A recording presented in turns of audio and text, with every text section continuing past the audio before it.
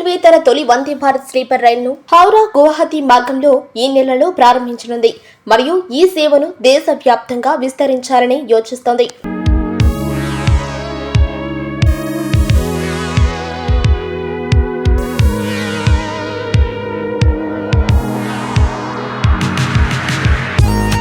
భారత రైల్వే తన తొలి వందే భారత్ స్లీపర్ రైలును హౌరా గువాహతి మార్గంలో ఈ నెలలో ప్రారంభించనుంది మరియు ఈ సేవను దేశవ్యాప్తంగా విస్తరించాలని యోచిస్తోంది.